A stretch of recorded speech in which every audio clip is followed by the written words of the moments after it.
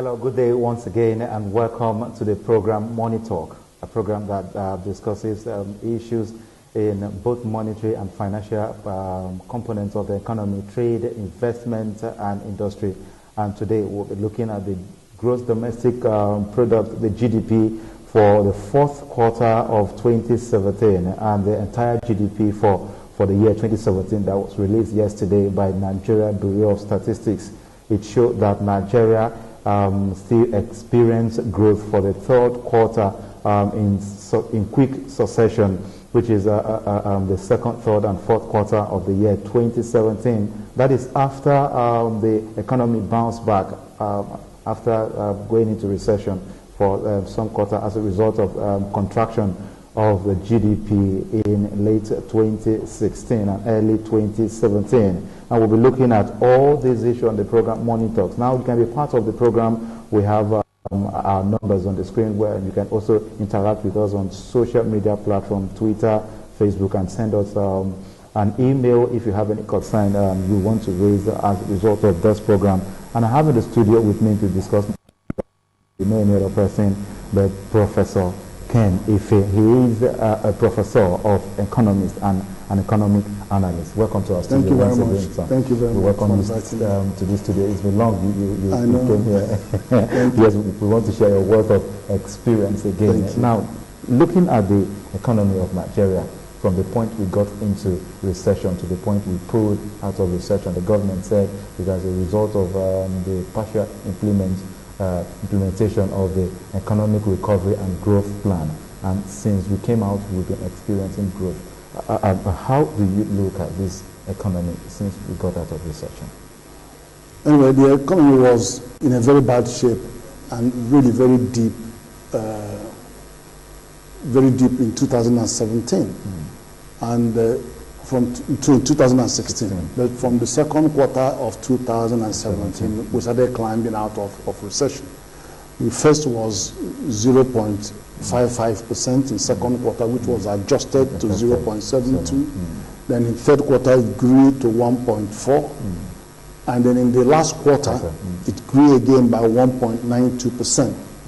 But on an average, annual average, when you annualize the figures, it comes to 0.83, which is positive. But you only compare that to what it was this time last year, it was minus 1.58. So there is a movement, and it's been a consistently forward movement in the overall GDP, real GDP rates. But when you look at the details of it, you have to look at the oil industry, the industry, agriculture, and services. Now you begin to get a clearer picture. In the oil sector, which is part of the industry, there was tremendous growth in the oil sector. You had as much as 8.38%, which is very high. But when you look at the non-oil sector, it wasn't as robust. It was 1.45% the growth. So, but you weigh them because the non-oil sector is over 92%, while the oil sector is just around 7.82%. But then, if you look further down in the area of agriculture actually improved in this third quarter of the year. It was plus 3.06%. Yes. But now it is 4.32%. So it has shown an increase. But that increase is driven by grains, because if you look at agriculture, it has four components. You have the grains, forestry products, livestock, and then also you have fisheries. So the main driver for growth is the grains, and that's where rice comes in. So you have huge growth, over 92% of growth in the agriculture grains. Performed very badly the whole year. On an annual basis, it was about 11%. So it was good. And then also in terms of the contribution of agriculture to GDP, it's actually increased. It's about 26%. It used to be 20%, 22%. So it has increased, which is good news. But if you look at industries had mixed Of course, I've mentioned the part of the industry that is oil. Then there is the non-oil side. You know, you have three areas. You have mining, and that mining includes crude and gas. But if you come to manufacturing, it includes petrochemicals and refining. So whilst the mining side did well, the other one didn't at all. It's in the negative territory. 0.14 is the manufacturing side. And it was even worse in the third quarter last year. It was minus. So it's a bit slow. But overall, the contribution is 20% of industry to GDP. The manufacturing contribution is lower, is under 9%. So that's the picture that is emerging. Okay, when we look at these pictures, when we look at these figures now we had in the fourth quarter of 2017, and we place them side by side with what we had in 2016, what focus should we be driving to? Are we having positive signals that we are going to get better this year by fourth quarter? No, we will. There's absolutely no doubt. In fact, if you look at the forecast, the Economic Recovery and Growth Plan, the forecast for this year is 3.5% growth. Which so many people are contesting. I'm not sure, actually, because for the first time, IMF has actually forecasted higher figure than Nigerian economic recovery, 3.6%. It's the World Bank and Fitch, Fitch rating agency, that actually forecasted 2.5 and 2.6%, 1 point lower. But the thing is, we are going for growth, and the growth is coming from agriculture, as I mentioned, and of course the oil, the crude didn't perform as well as it performed in the third quarter. It performed well, but less than it was in the third quarter. But overall, there are positive signs, to be honest. If only government can speed up the spending, there are positive growth signs in many areas, in ICT, in crude. And of course, the price of crude is high, and then also our production level is reasonably high. So those are driving the growth in the economy. And I just hope that they will keep at those levels. Okay. And nothing happens. When you talk about increased spending by government, let's now look at the agricultural sector. We know how much of the fund has been, spent in the agricultural sector, especially when you talk about grains. I'm not surprised that you're talking about over 90% of the growth in agriculture coming from grains. Because we know what the Central Bank of Nigeria and Anchor Borrowers program of the Central Bank is the driver, is the main driver of this. So taking from the Anchor Borrower program, where we've recorded growth in grains, especially rice, the three other sectors, livestock, we have fisheries, that we know that we have a great deficit in. The deficit is terrible. If you look at fishery, for example, we consume 2.7 million metric tons of fish, but we only produce 700,000 metric tons. So we need to get more resources into the fishery sector, especially the aquaculture, which everybody can grow in their backyard. But people respond. Private sector responds to incentives. And the kind of incentives you have in the Anchor Borrowers programs, you need to actually replicate yourself in the aquaculture and livestock area, so that people can. I give an example. In Ethiopia, I think it's UNDP that has a program of one family, one cow. And before you know it, there are 50 million cows in Ethiopia. And, twice the number that we have in Nigeria. The first or the second highest producer of livestock in Africa here. That's right. That's right. And by far the largest consumer. So we need to put more resources. And then even though we're doing well on grains, there's still some big gap. We need to do a growth rate of at least 5% in agriculture, because our population growth rate is about 3%. And our urbanization rate is 4.85%. We must keep ahead of urbanization rates in agricultural production. But of course, we also have massive export of our grains to the neighboring French countries. And this is because, and when they are going out as raw grains, you don't get any tax. You don't tax them. Okay. We can't apply duties on those and taxes because we are bound by ECOWAS Treaty, which says free movement of goods and services and all that, so you can't. But then, if you do value addition, then you stop exporting the jobs. Now you can process, and then you can tax on processed food when they are leaving.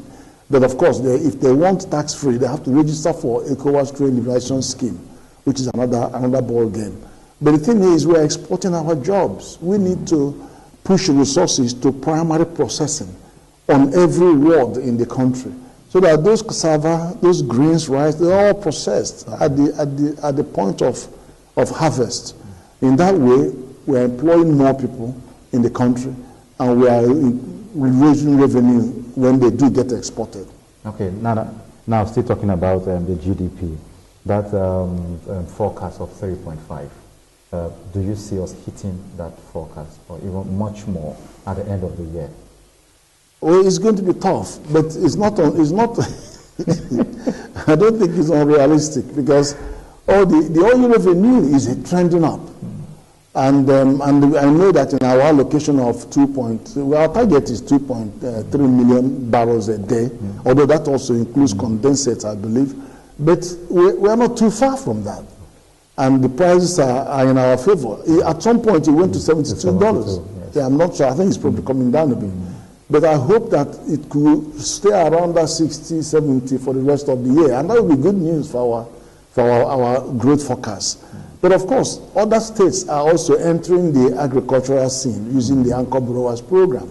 And I hope more programs come out to fund all the deficits in agriculture.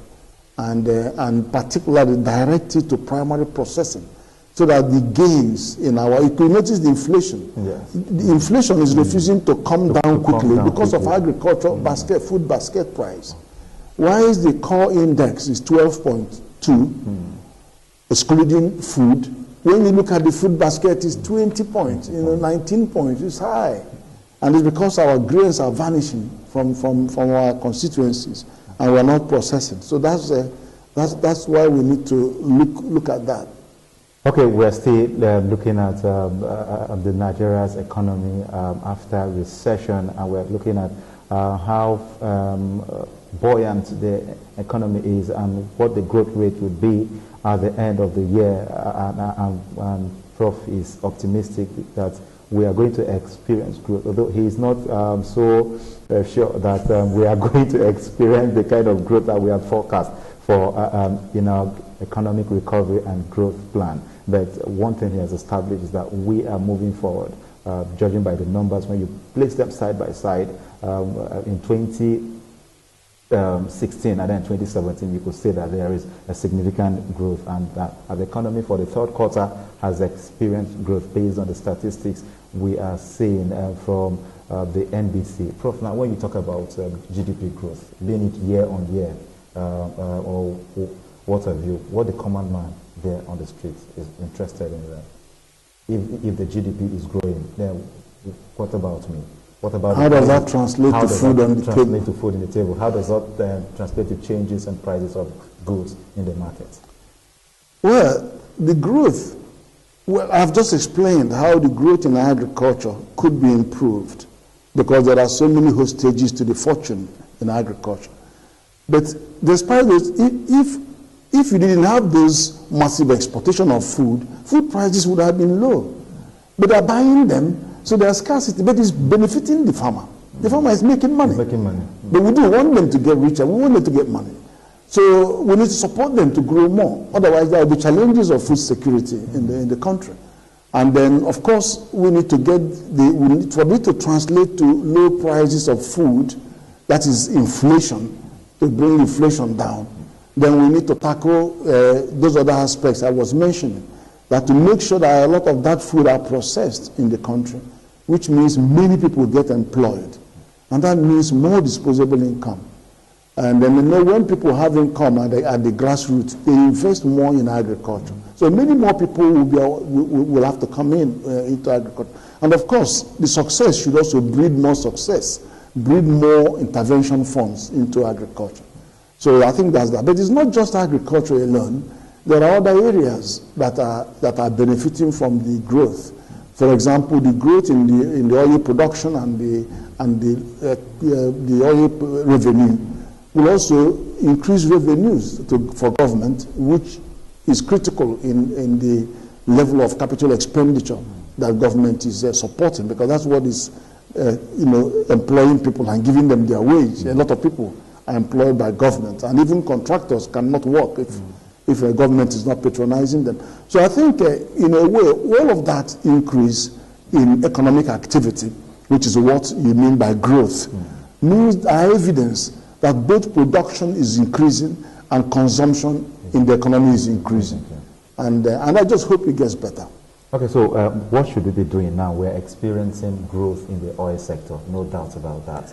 And then the non-oil sector, apart from agriculture, and some other parts of manufacturing that have shown significant improvement that have grown. We've not seen so much in the non-oil sector. And we do know that in advanced economies, when one sector is not doing very well, they garner resources from one and then make sure they beef that one up to augment that one that is doing very well. What should we be doing now? Talking about generating more revenue and ensuring that activities continue to grow in the non-oil sector, since we're having it so good in the oil sector. Yeah, the non-oil sector includes manufacturing sector. Yeah. But when you divide the manufacturing sector, the mining includes gas and oil and crude. Whereas the other bit, which is manufacturing, is manufacturing subsector, includes refining activities, petrochemical activities. Now, that particular one is where we have issues. The fact the processing capacity is where we have issues. The fact we are not processing the agricultural product is where we have issues. The fact that we are not processing the refined crude means we are importing crude. And that's draining the foreign reserve and draining the foreign exchange. So we need to support modular refineries. About 75 licenses have been given. We do know that Dangote is coming on stream, and that will be good news. But we also need to encourage a proliferation of those 75 people, private sector. They should be enabled and given loan to get into production. And that means that the marginal oil fields will get a bit of business, because a lot of them will have to be taking crude from marginal oil fields, as well as allocation. We have 5,000 barrels a day allocated to Nigeria for domestic supply, and we're not using them all. Although Dangote will mop them up, but there's still more hope. There's more scope. And it's very, I can't understand this, because in Texas alone, there are over 200 petrochemicals and refineries. In Venezuela, there are about 35 refineries. But in Nigeria, I don't know what's going on, because government is expressing itself in the sector, which shouldn't be the case. I think we ought to get more private sector playing in this field, so that we can reduce the hemorrhage on our foreign reserves and foreign exchange, and promote more employment and more down. If you look at the structure of investment in the oil industry, you find that it is at the upstream that you have investment, which is the drilling of the gas and the oil and the. But if you look midstream, you don't see much investment. You look downstream, you don't see much investment, and that's where much of the jobs are. And then, of course, even in the upstream, you have flaring of gas, and we're not having much investment to liquefy the gas and separate them and bring some gas to the domestic consumption of gas. So we have so many contradictions in our industrial structure that we have to address. So how do we begin to address this? Let me ask you this question right away. Well, first of all, we need to bring in to ensure that there is a handshake between the priority sectors that we think we need to work on and the infrastructure requirement for these industries. For example, you talk industry, you talk manufacturing, but where is the power? So, and then the gas needs to come to power so that we can generate power. The renewable energy needs to bring power so that it's sustainable in the long run, and it takes power to the mass market. So you can see that that particular level of infrastructure, of course, transportation would have to improve, as you see with the rail. That's the cheapest form of long-distance transportation. So that brings down the cost of manufacturing. Because both goods and services. Yeah, but the cost, over 20% of the cost, input cost is transportation. And over 40% of input cost is power. And it's not just that there's no power, but it's erratic and it destroys machineries. So those areas need to kick in. So when you are looking at that, you look at the sectors, the critical sectors. We said agriculture, we said mining, and that. But there are the nexus between them is the infrastructure. Then, of course, we need to look at the enabling environment, because you need investment to come into this. And our key objective is to generate jobs and grow the economy. So, for you to deliver those two key objectives of growing the economy and creating jobs, you're going to have investment. And investment is not federal or state, it's private sector investment. 70% of the money we are looking for should come from the private sector, because they are the ones that have business with business. And they have the fund. That's right. So it's about, and then when you get to private sector funding, you find out one sad fact. All investment and investors are shy. They are shy of risks. Because of the policies. Risks. So the risks in the investment arena. So you need to gather the civil servants, the MDAs, and all the stakeholders to find out what are the critical binding constraints. And a lot of them have to do with red tapes. So, and that's why you see in ease of doing business, is as an example. So to make sure, you have to give the private sector the confidence to invest in the structures, in the industry. And because it's their money, they are the ones taking the risk. And if they do invest, you create jobs. If you create jobs, you have disposable income. If you have disposable income, people can buy their way out of poverty. They can buy education, buy health, and reduce poverty in a sustainable way. Okay, going back what we have on ground now from the overall report of 2017 and that of the fourth quarter of the year, we are already getting into the third month of the year 2018, which would be the last month in the first quarter of 2018, by the way. Now, looking at the economy generally, what do you expect to see in terms of GDP growth in the first quarter? Okay, if you look at the last quarter, this should be our benchmark. The last quarter returned 1.9%, 1.92%. Now, I would expect that the next quarter, which is the end of this first quarter, should be well over 2%. So let's say it's heading to 2.3%, 2.3 to 2.4. The second quarter may also aim at 2.56. That's where we start aiming to 3. So that by the time you get to the third quarter, the fourth quarter, it should be around 3.5. But of course, when you normalize, the average will probably come around 2 point something or 2.5. So that's what happens.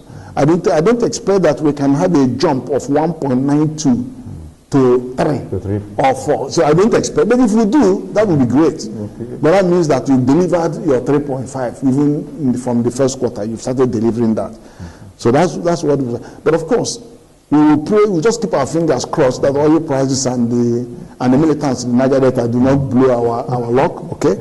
Then secondly, we're going to get more investment into agriculture, because if you look at Malabo Declaration of African Union in 2014, they said we should put 10% of our budget in agriculture. And we expect a more robust growth for agriculture, 7 to 10%, so that it will be ahead of our population growth rate and also ahead of our urbanization growth rate. And the urbanization is time bomb. 2030, about 75% of the people will be living in the urban areas. Yes, because of migration. Of migration, yes. There's a net migration. Okay, it's been quite an interesting time talking about the GDP figures of 2017 and what growth it has brought about. And I've been talking with Professor Ken Ife. He is a professor of economics, and he is an economic analyst, and he has talked about more investment in the agricultural sector, not just in the grains, but in the other components, which is livestock and fisheries, basically in aquaculture, where everybody can participate. If you have your concerns and some questions for Prof, you can as well send it to our social media platform and we'll bring you answers after we must have interacted with Prof. Prof, thank you so much for coming on this program. It's my pleasure. Yes, and we do appreciate your presence here. Now, that's the much we can take on the program today, Morning Talk. And until we come your way again next week, Wednesday, do have a lovely day ahead of you.